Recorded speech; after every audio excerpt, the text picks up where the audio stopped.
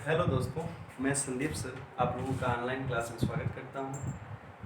रसायन विज्ञान एक ऐसा विषय है जिससे आप लोग बहुत बोरियस फील करते हो, लेकिन आज मैं आपको संकरण का चैप्टर इस तरीके से बता दूंगा कि आप किसी भी यौगिक को 2 मिनट में देखते ही संकरण फाइंड आउट कर लेंगे, निकाल लेंगे तुरंत।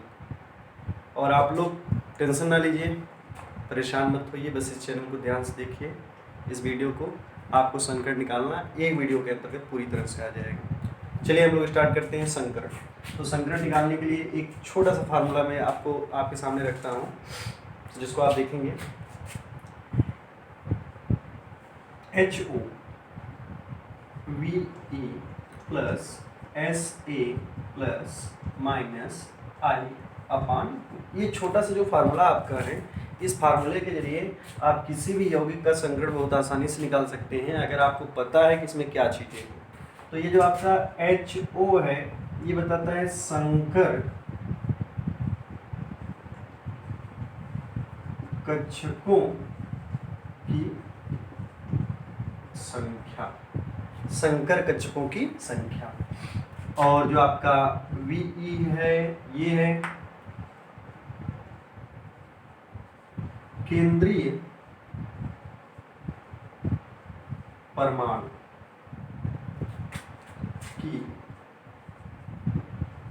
संयोजी इलेक्ट्रॉनों की संख्या, केंद्रीय परमाणु की संयोजी इलेक्ट्रॉनों की संख्या। SA का मतलब है जुड़े हुए परमाणुओं की संख्या। इसमें एक बात ध्यान देना है, जुड़े हुए परमाणुओं की संख्या ऑक्सीजन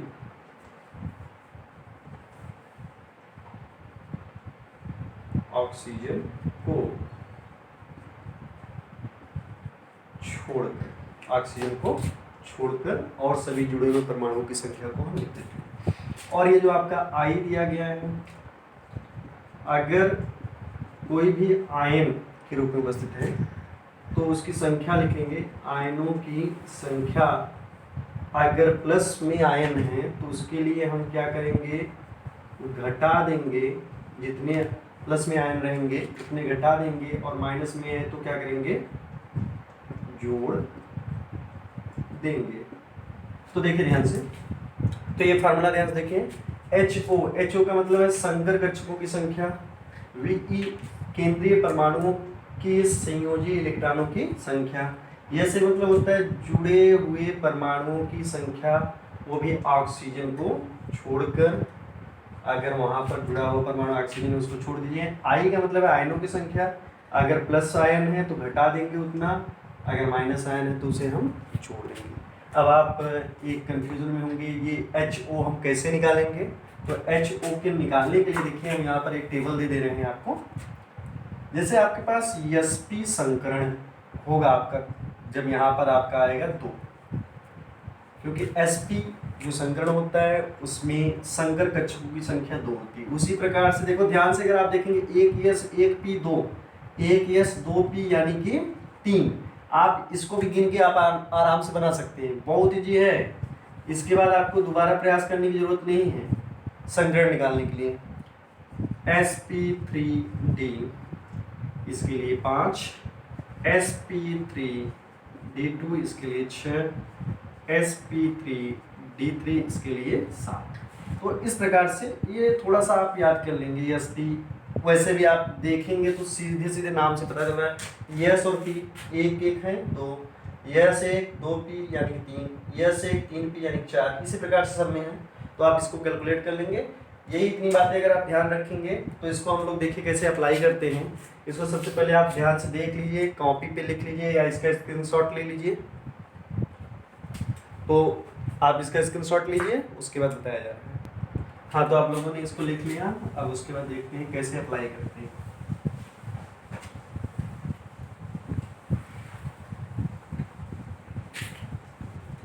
ये फार्मूला रहा आपका। जैसे यौगिक हम लेते हैं एक सिंपल सा NH3, NH3। तो इसमें देखो केंद्रीय परमाणु नाइट्रोजन है, जो अकेला परमाणु होता है उसी को केंद्रीय मानते हैं। तो इसमें नाइट्रोजन अकेले हैं तो नाइट्रोजन केंद्र पर रहेगा। जैसे अगर हम स्ट्रक्चर बनाएंगे तो H, तो इस प्रकार से देखो सेंटर पे है ना नाइट्रोजन, तो ये केंद्रीय परमाणु में नाइट्रोजन के संयोजी इलेक्ट्रॉनों की संख्या। तो नाइट्रोजन के संयोजी इलेक्ट्रॉनों की संख्या या किसी भी परमाणु के संयोजी इलेक्ट्रॉनों की संख्या हम जब उसका इलेक्ट्रॉनिक विन्यास करते हैं कोष में तो हमें पता चल जाता है कि L 2 और 5। तो ये संयोजी कोष हो गया और ये संयोजी इलेक्ट्रॉन हो गया। संयोजी कोष और संयोजी इलेक्ट्रॉन, इसी को लिखना है आपको। तो यहाँ पर हम लिख देंगे 5 संयोजी इलेक्ट्रॉन। सबमिटेड एटम आपको बताया गया है इसी के जस्ट पहले कि जुड़े हुए परमाणुओं की संख्या, वो भी ऑक्सीजन को छोड़कर। यहाँ पर जुड़ा हुआ परमाणु क्या है? हाइड्रोजन। हाइड्रोजन जुड़ा है ना, देखो ध्यान से। उसके बाद देखो हाइड्रोजन कितने जुड़े हैं? 3। तो यहाँ पर हम क्या लिख देंगे? 3। अब हम देखते हैं धनायन या ऋणायन की संख्या। अगर धनायन ऋणायन होता तो हम ऐड करते, नहीं है तो कोई बात नहीं, उसको छोड़ देंगे, बटे 2।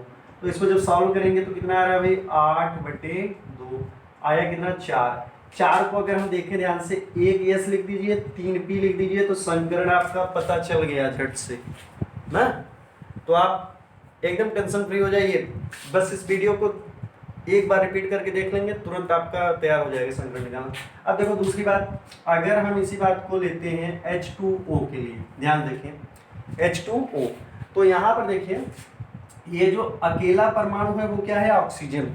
तो ऑक्सीजन को हम क्या करेंगे? देखिए ऑक्सीजन का परमाणु क्रमांक होता है 8, Kl में हम बांटेंगे 2 और 6 आएगा, तो वैलेंसी इलेक्ट्रॉन इसका कितना हो गया? 6। वैलेंसी इलेक्ट्रॉन कितना हो गया? 6। जुड़े हुए परमाणु, ऑक्सीजन से क्या जुड़ा है भाई?